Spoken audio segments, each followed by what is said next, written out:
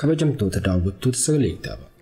Har'a seenaa Ayyaluu Ittisaa wajjin gara keessaniitti deebinee jirra.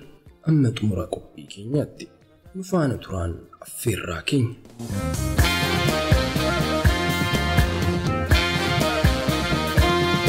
Ayyaluu Ittisaan jireenyi bilisummaa boodaa shamarree jette turte. Shamarree Ayyaluun bara 1985 kaaste hanga gaafa lubbuun ishee darbuutti sabboonummaan aadaa fi eenyummaa Oromoo kutannoo cimaadhaan guddisuu keessatti gahee olaanaa gumaachaa turte. Barreessituu Maccaa fi Tuulamaa dandeettii addaa qabduu fi gootittii onnee sibiilaati. Bara 1996 hanga 1999 manneen hidhaa Maakalaawwii fi Qaallittii turte keessatti hoggantoonni Maccaa fi Tuulamaa 4, barattoota 20 fi gaazexeessitoota 4 wajjin walumaa galatti nama 28 ta'anii himata tokko jala turan. Himannaa galmee Obbo Dirribii Damusseefaa. Tokkoffaan Obbo Dirribii Damussee, lammaffaa Obbo Gammachuu Fayyeeraa, sadaffaa Obbo Sintaayyoo Warqinaa, afraffaa shamarree Ayyaluu Ittisaa turan. Bara jireenyaa ishee hidhaa fi dararaan mootummaa irratti raawwachaa tureera. Keessaayyuu bara 1996 hanga 1999 hoggantoota waldaa Maccaa fi Tuulamaa, gaazexeessitoota Oromoo fi barattoota Oromoo Yuunivarsiitii adda addaa keessatti hidhaman waliin hidhaa keessa turte. Dhuma irrattis bilisaan gadhiifamte.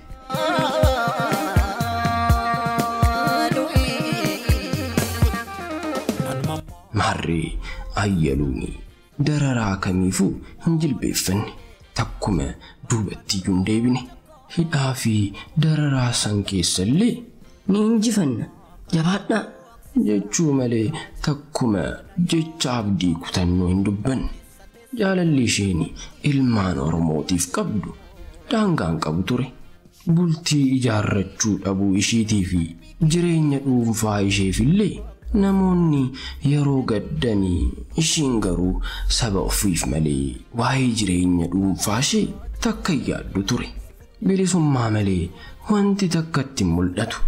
Murannoo cimaa qabdi.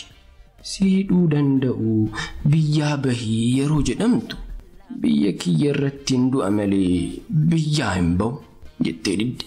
Jaalala Oromoof qabduu fi jireenyi bilisummaa boodaa jechuun hanga dhumaatti bultii isheellee kan hin ijaarranne ta'u seenaa ishee irraa ni hubatama. Shamarree Ayyaluu Ittisaa abbaa ishee Ittisaa Deebisaa jiraataa fi harmee ishee Jaalleelataa Toleeraa irraa bara 1962tti godina Shawaa Lixaa aanaa Calliyaa ganda qotee bulaa Tulluu Kosorruu jedhamtutti dhalatte.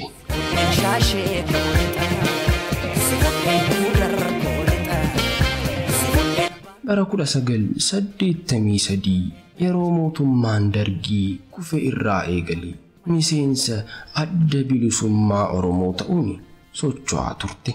Haaluma kanaan bara chaartara waraanni bilisummaa Oromoo muraasni Shaambal Yohaannis Moosisaanii fi Obbo Sanyii Bakkasheen hoogganamuu fi jiddugala Oromiyaa socho'aa kan tureef garee mahandisummaan dirqamarra otoo jirtu haxxee diinni hidheen Shaambal Yohaannis Moosisaa yoo ajjeefamu qabsooftuu Ayyaluu Ittisaa qabamuun gara mana hidhaa Karchallee magaalaa Ambootti geeffamtee qaruuraa caccabaanii rifeensa mataa irraa haaduu dararamaa hamaan irra gahe.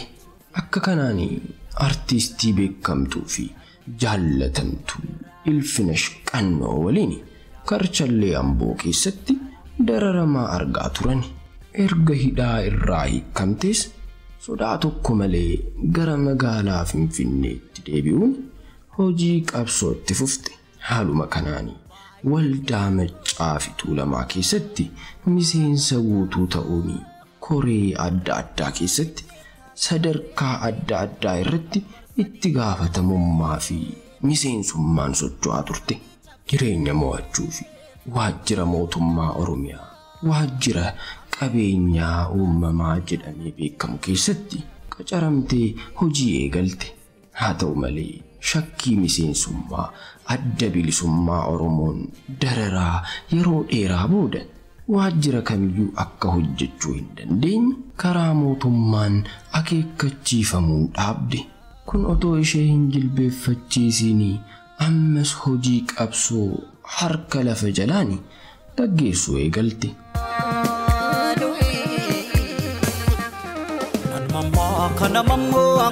Durbee Ayyaluun waldaa Maccaa fi Tuulamaa keessatti kallattiin hojii aadaa fi seenaa guddisuu raawwataa turte. Haaluma kanaan otoo jirtuu bara 1996 yeroo hooggantoonni barattoonni Oromoo yuunivarsiitii fi gaazexeessitoonni Oromoo hidhaman, Durbee Ayyaluunis maatii ishee nama lama waliin gara mana hidhaa Maakkalaawitti darbamte.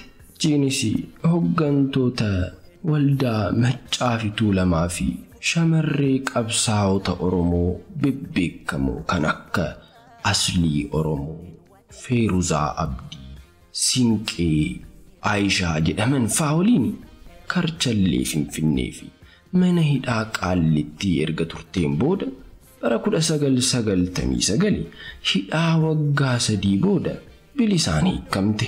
Sana boodas yeroo adda addaatti hiriyoonni ishee biyyaa akka baatu itti himanillee Biyya abbaa koo diinaa gadhiisee hin deemu jechuun harkatti didaa turte.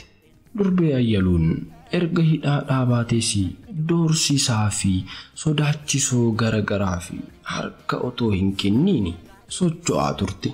Waajjira kamiyyuu hojjechuu akka hin dandeenye waan itti murtaa'eef hanga gaafa lubbuun ishee darbuutti jireenya injifachuuf dhuunfaa ishiin olii fi gadi jechaa turte. Qabsooftuun kun amantii waaqeffannaa fi irreessi akka jabaatuu fi tattaaffii guddaa gumaachaa turte.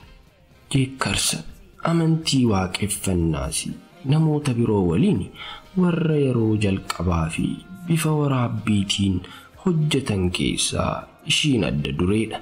Shamarree Ayyaluun dubartoota qaqqaalii qabsoon Oromoo horte keessaa tokkoo fi mana dhaabuun bilisummaa booda amantaa jedhu kan qabduu fi hanga lubbuun ishee darbe kanatti mana kan hin dhaabbanne ta'uu seenaan ishii ragaa ba'a. Gootittiin kun boodarra tasa dhukkubsattee eebila 4 2007 Finfinneetti addunyaa irraa imala gala hin qabne imalte. Sirni awwaalcha ishii eebila 6 bara 2007 bakka firoottanii fi jaallan ishii argamanitti dachee dhalootaa ishii irratti raawwatame. Durbee Ayyaluun nama hawaasa keessatti jaallatamtu turte. Boolla ishee daadhiin haa guutuu jedhu mitiire. Kabajamtoota daawwattoota Sagalee Kitaabaa seenaa qabsooftuu Ayyaluu Ittisaa isiniif qabannee dhiyaanne asuma irratti xumurra. Guyyaa itti aanu seenaa biraatiin hanga walitti deebinutti nagaan nuuf tura. Sin jaalanna. Horaa bulaa. Allaattiidhaaf kochoo qocaadhaaf dhagaachaa kennaa maaltu dida jirra hunda baachaa.